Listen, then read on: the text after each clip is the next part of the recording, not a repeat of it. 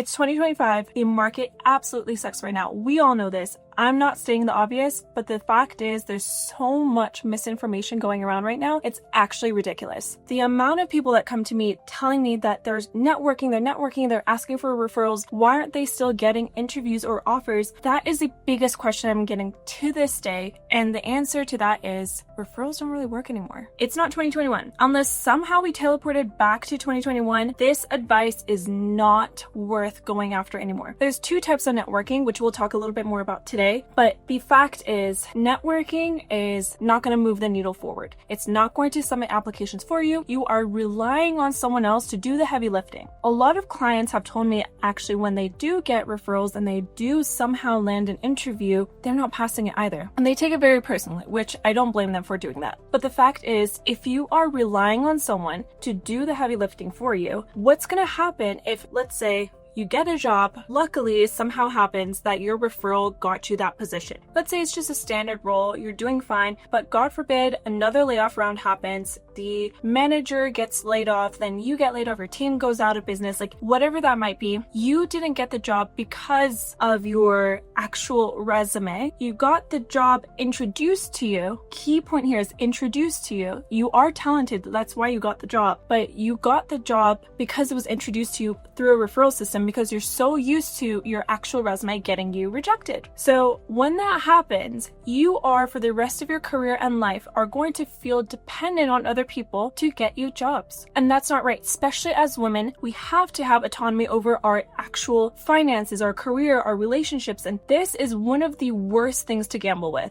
Like for example, if you come to me saying, I'm doing the networking, I'm doing all of that, I'm doing my coffee chats, but they're never going anywhere. The point is you're reaching out to people expecting something of them, and they may not be the right person to be wasting your energy on. Like, not every person that works as a recruiter or a hiring manager is going to be the person that could get you a position. You know what I mean? So if you're spending all your time not fixing the core issue, which is your resume, your LinkedIn, your interview skills, your technical skills, how do you expect that a referral will magically bypass all of those rounds and get you an offer? Because let's say you are interviewing and then you have some referrals come through, they're working out great, you got a couple of them, but you're not passing like the behavioral rounds. And there's someone else out there who did the prep, who got the actual interview through their cold applications, or it was a LinkedIn email message that they got from a recruiter. Like, they are so much more prepared. So you want to be just like them. Like, you cannot rely on someone to do the heavy lifting for you. So like I mentioned, there's two types of referrals. One is, like I mentioned, you're doing cold outreach to people instead of actually fixing the thing at hand, the thing that's not getting you results. A lot of times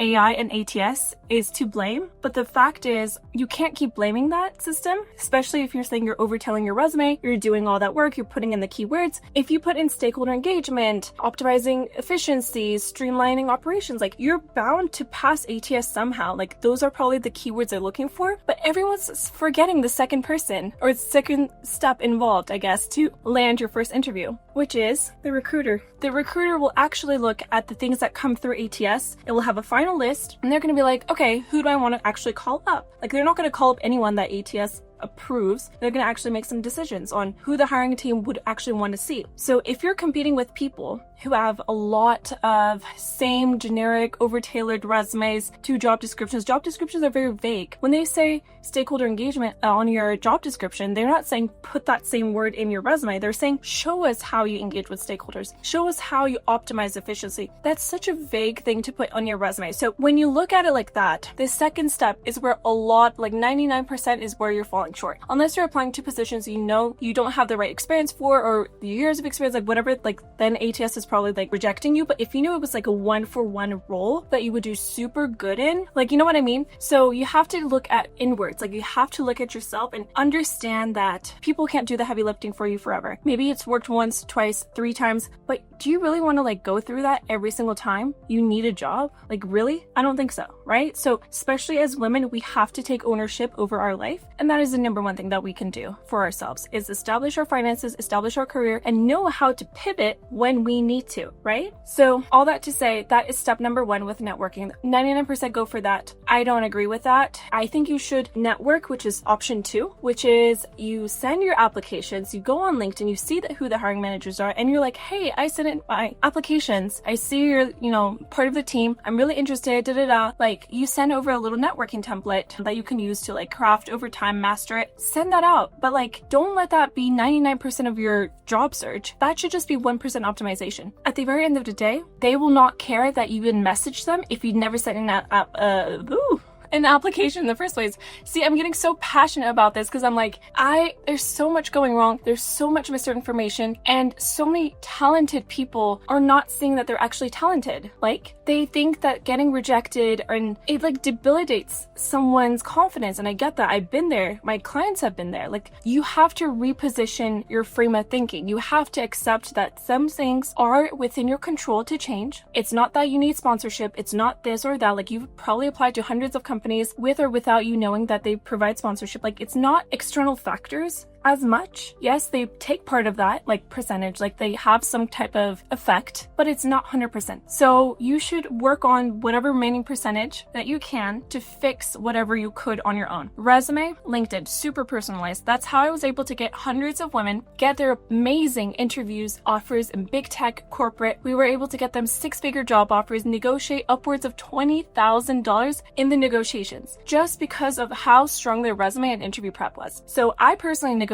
over $40,000 in my salary negotiations in one of my jobs, and no one did it for me. I did it myself. So imagine I went through the referral route. I didn't have any ground. I didn't have any prep, and I was relying on someone to vouch for me. How can I vouch for myself during interviews? How can I vouch for myself during negotiations? How can I express what I want when I didn't really put in the real work it takes to get there? Real work does not mean it's hard, and simple does not mean easy. My steps are simple, but you have to put in the work. Like, I'm not going to do it for you kind of situation. Like, you have to want to change your direction in life. If you enjoy this video and you're looking for no BS, amazing advice that's personalized and tailored to you, in the description below, check out the link to book a free call with my team. We would do a free resume audit that's super personalized. We will tell you live on the call what you have to work on, and do a free mock interview as well, so you can kind of assess where you are at in your job search. While you're waiting for your call with our team, I've also included a free